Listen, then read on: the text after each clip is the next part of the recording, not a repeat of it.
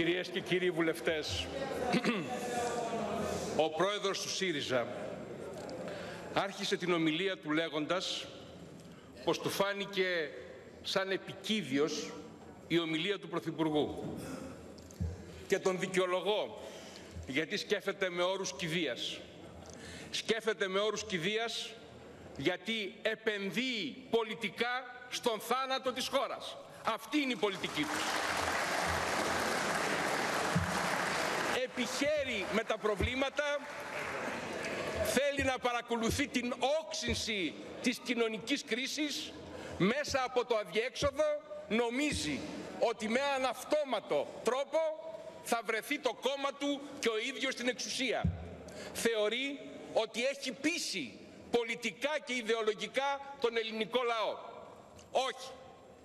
Τον βρήκαν και τον χρησιμοποιούν ως πολιτικό όχημα το ΣΥΡΙΖΑ κοινωνικές δυνάμεις, οι οποίες βιώνουν την κρίση, έχουν συγκρουστεί με τα προβλήματα, βιώνουν οι ίδιες την κρίση προσωπικά και οικογενειακά, αλλά δίνουν μία μάχη οπισθοφυλακής. Πιστεύει ο κύριος Τσίπρας ότι εκφράζει ριζοσπαστικές απόψεις, ενώ εκφράζει τον δήθεν αριστερό συντηρητισμό μιας κοινωνίας η οποία πρέπει να ξαναγνωριστεί με τον εαυτό της. Αυτό συμβαίνει εδώ μέσα. Συγκρούεται μία μάχη ανάμεσα στο μέλλον και την αιμονή στο παρελθόν. Και θα κερδίσει το μέλλον, γιατί η πρόοδος επικοινωνεί με το μέλλον. Όχι συγκυριακά και στιγμιαία, αλλά ιστορικά και στρατηγικά.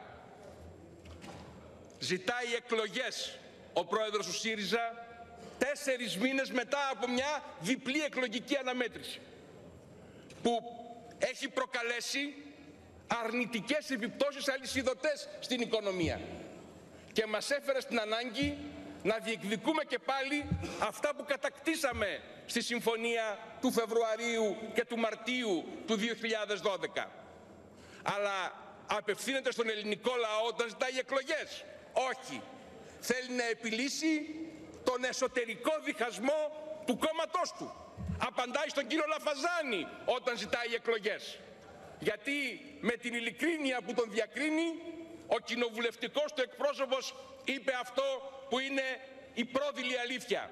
Πως φυσικά δεν είναι όριμος και έτοιμος ο ΣΥΡΙΖΑ να ασκήσει εξουσία, να διεκδικήσει εξουσία, να χαράξει την εθνική στρατηγική. Και είδα το επίπεδο της επιχειρηματολογίας, του νέου πολιτικού ύφους και του νέου πολιτικού ύφους. Το Μουσείο της Ακρόπολης, οι προσλήψεις των καταγωμένων από την Καλαμάτα, αυτόν το επίπεδο της φτύνιας και της ένδυας πολιτικών επιχειρημάτων. Και η λίστα Λαγκάρντ, ο αγαπημένος του, ο προστατευόμενός του, ο κύριος Βαξεβάνης, ο οποίος μου προσέφερε πράγματι πολύ μεγάλη υπηρεσία με τη δημοσίευση. Γιατί όποιος είδε τα ονόματα κατάλαβε ότι ο μόνος που δεν είχε ανακρύψει τίποτα ή να προστατεύσει κανέναν ήμουν εγώ. Αλλά για πείτε μου, κύριε Τσίπρα, που σπεύσατε να προσφέρετε πολιτική στήριξη σε αυτόν που δημοσίευσε τα ονόματα, και καλά έκανε και καλά αθώθηκε και κακώς διώχθηκε με το αυτόφορο, γιατί αυτό ήταν καμπάνια για το έντυπό του δωρεάν. Η πηγή του κυρίου Βαξεβάνη που του έδωσε τη λίστα ποια είναι? Είναι αυτός που την είχε και είπε ψέματα στην δικαιοσύνη και στην Επιτροπή Θεσμών και Διαφάνειας.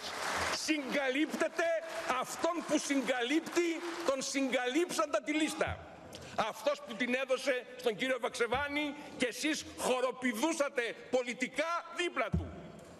Αυτός είπε ψέματα. Όποιος την έδωσε, ρωτήστε τον προστατευόμενό σας.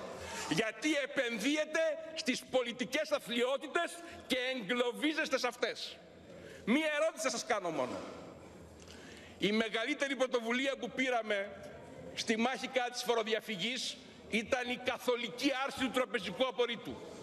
Μπορούμε έτσι να δούμε όλες τις καταθέσεις διαχρονικά, φοροδιαφυγές και ξεπλήματα, για 240 δισεκατομμύρια καταθέσεων, όχι για λίγα εκατομμύρια στην Ελβετία το 1996. Γιατί το κόμμα σας καταψήφισε 2 φορές την άρση του τραπεζικού απορρίτου? Αυτό να μου πείτε.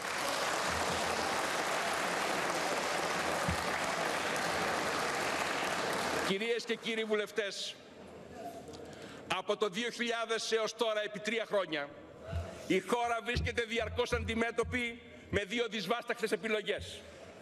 Η μια είναι δραματικά δύσκολη, η άλλη είναι απόλυτα καταστροφική, ιδίως για τους φτωχότερους και πιο αδύναμους.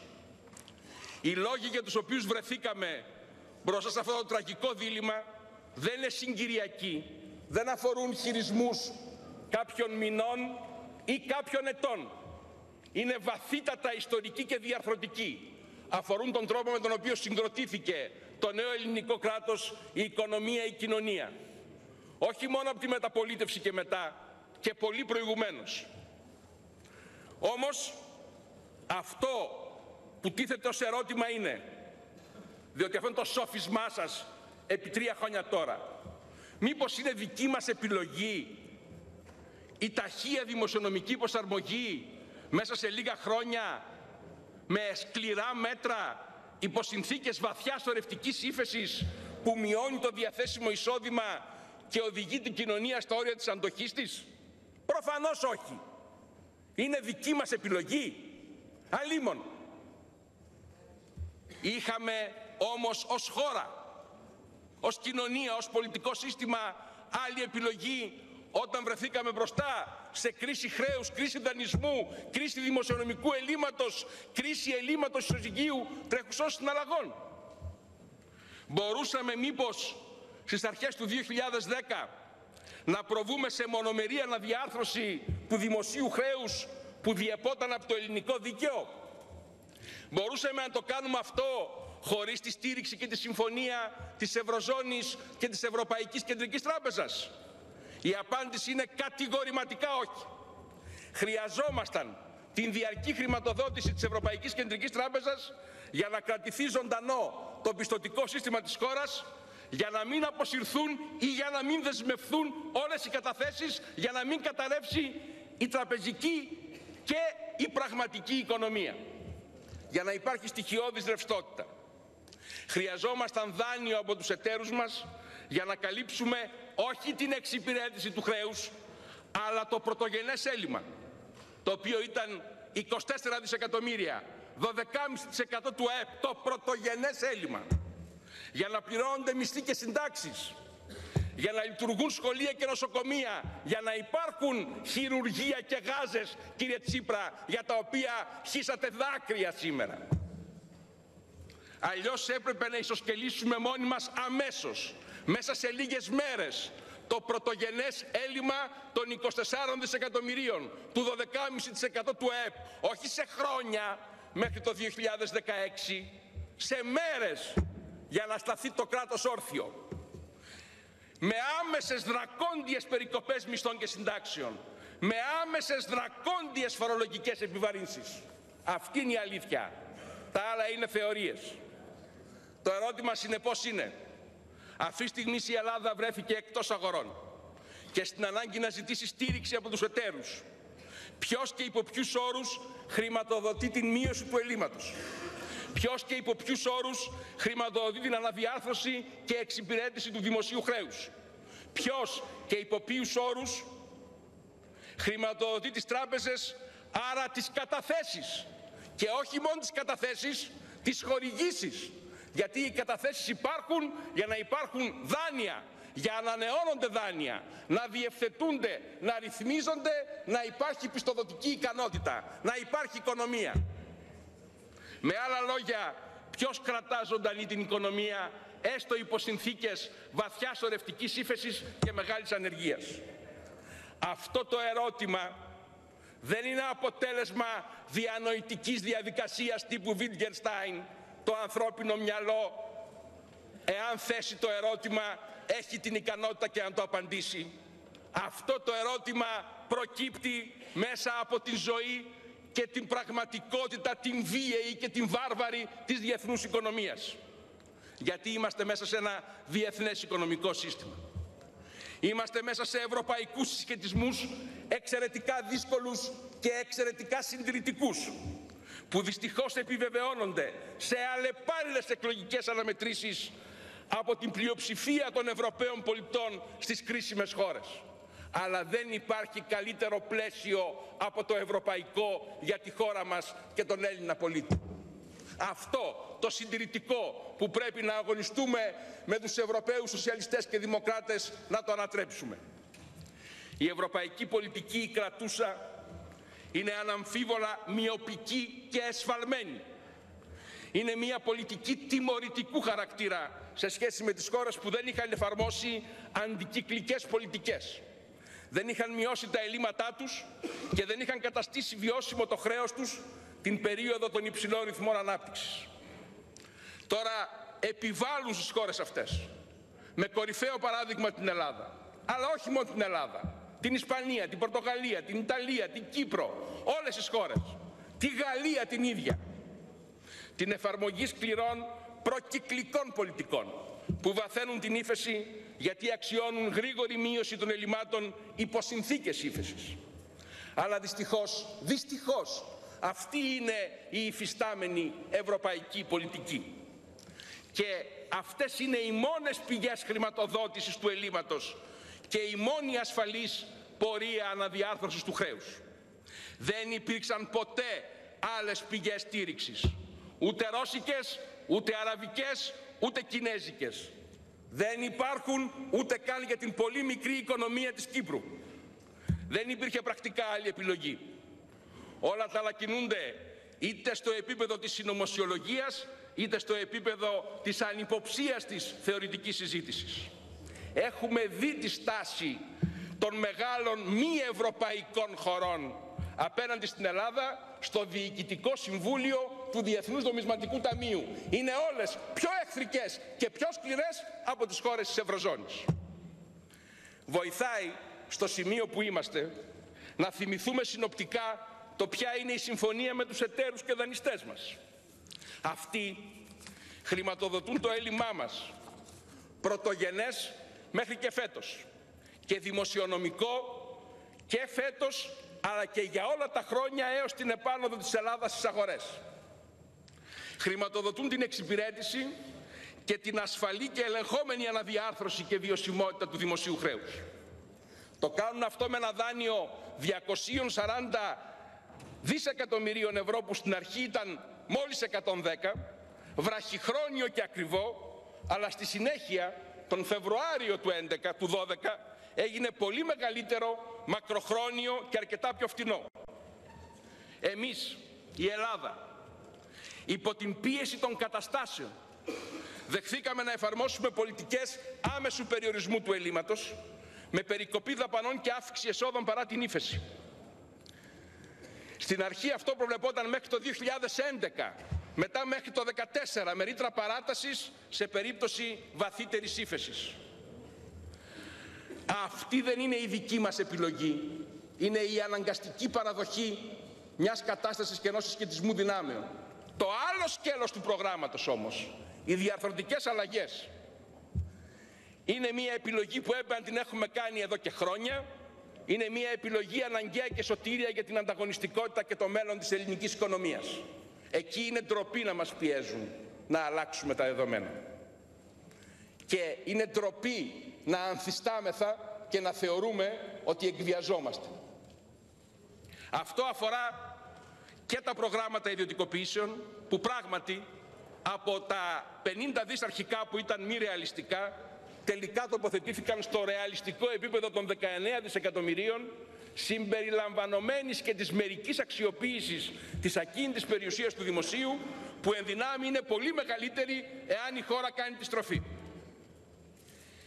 Έχουμε πλήρη συνείδηση του τι συμβαίνει στη χώρα, τι συμβαίνει σε κάθε σπίτι, τι συμβαίνει με κάθε άνεργο, με κάθε επιχειρηματία που παιδεύεται, με κάθε εργαζόμενο που αγωνιά για τη δουλειά του. Γνωρίζουμε πολύ καλά τι συμβαίνει σε όλη τη χώρα. Στις αγροτικές περιοχές, στις μεγάλες πόλεις, εκεί όπου χτυπάει η καρδιά και η αγωνία του Έλληνα. Η ύφεση πράγματι είναι πρωτοφανής, πολεμικού χαρακτήρα. Θα φτάσει στο τέλος του προγράμματος το 25%. Η ανεργία είναι κολοσιαία, δραματική. Έχει ξεπεράσει τα ισπανικά επίπεδα που τα βλέπαμε με τρόμο.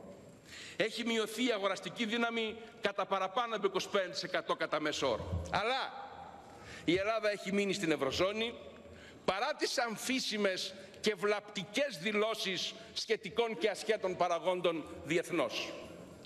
Έχει μειωθεί κατά τα 2/3 ήδη το έλλειμμα του ισοζυγίου τρεχουσών συναλλαγών, που σε μεγάλο βαθμό αποδίδει το έλλειμμα ανταγωνιστικότητας της ελληνικής οικονομίας. Έχει υποστεί ήδη μια μεγάλη αναδιάρθρωση το δημόσιο χρέος και πρέπει να γίνουν συμπληρωματικές παρεμβάσεις ώστε αυτό να είναι πραγματικά βιώσιμο. Η Ελλάδα έχει αποφύγει την χρεοκοπία με την νομική έννοια του όρου, που είναι όμως οικονομικά εξαιρετικά σημαντική. Έχει στηριχθεί το τραπεζικό σύστημα όχι με την έννοια της στήριξης των τραπεζιτών, αλλά όπως σας είπα των καταθέσεων, των χορηγήσεων, της ρευστότητας. Και βεβαίως έχουμε διανύσει τα 2/3 της δημοσιονομικής προσαρμογής χάρη στις θυσίες του ελληνικού λαού και έχουμε μηδενίσει το πρωτογενές έλλειμμα. Έχουμε μειώσει το πρωτογενές έλλειμμα κατά 24 δισεκατομμύρια, πρωτοφανές επίτευγμα στην ιστορία των δυτικών οικονομιών. 12,5 μονάδες του ΑΕΠ προσαρμογή. Βεβαίως με τεράστιο κόστος, αλλά το κεκτημένο είναι επίσης πολύ σημαντικό. Ποια ήταν η άλλη επιλογή? Είχαμε άλλη επιλογή? Μία επιλογή θα ήταν η έξοδος από το ευρώ και η επάνωδος στη δραχμή, με εξωτερική υποτίμηση της τάξεως του 60%, δίπλα στο 25 με 30 που ήδη έχει απολέσει η αγοραστική δύναμη, δηλαδή απώλεια 85%. Ή να μην βγούμε από το ευρώ, αλλά να μείνουμε νεκροί και σερνόμενοι μέσα στο ευρώ, με πάυση πληρωμών, με μονομερές μορατόριουμ στην εξυπηρέτηση του χρέους, δηλαδή όχι απλά και μόνο πιστωτικό γεγονός, αλλά διασταυρωμένα πιστωτικά γεγονότα που θα οδηγούσαν σε απόλυτη χρεοκοπία και το νομικό πρόσωπο του δημοσίου και τα νομικά πρόσωπα όλων των φορέων του ευρύτερου δημόσιου τομέα. Εκτός και αν, όπως είπα, ήδη από το 2010 πηγαίναμε στη βάρβαρη λύση της άμεσης ισοσκέλησης του πρωτογενούς ελλείμματος και οδηγούσαμε σε πλήρη κατάρρευση την κοινωνία, την οικονομία, τις τράπεζες, τα πάντα. Δεν υπήρχε άλλη λύση. Και έτσι εξηγείται γιατί το ΠΑΣΟΚ σήκωσε ένα τεράστιο ιστορικό βάρος που ξεπερνάει το μερίδιο της ιστορικής του ευθύνης για το διέξοδο στο οποίο οδηγήθηκε η χώρα. Η κυβέρνηση της περίοδου 2007-2009 αδράνησε, δεν αντέδρασε, δεν εφάρμοσε ήπια μέτρα που θα μπορούσαν να έχουν οδηγήσει στην αποφυγή σκληρών και αδυσόπιτων σχεδόν μέτρων. Ήταν βεβαίως λάθος μας το 2010 η πολιτική επιλογή του μοναχικού δρόμου. Έπρεπε να ζητήσουμε αυξημένη πλειοψηφία στην έγκριση του πρώτου μνημονίου. Ήταν λάθος άλλων, και πρέπει να το συνειδητοποιήσουν και να το παραδεκτούν, η συγκρότηση του αρχικού τυφλού αντιμνημονιακού μετώπου ευρέως φάσματος, που περιείχε από τη Νέα Δημοκρατία και την παραδοσιακή αριστερά μέχρι τις φασιστικές και ναζιστικές δυνάμεις που κάνουν τώρα επίδειξη ισχύως στο Κοινοβούλιο. Από τη σύγκρουση με την κρίση κατέρευσε η κοινωνία της μεταπολίτευσης και το ΠΑΣΟΚ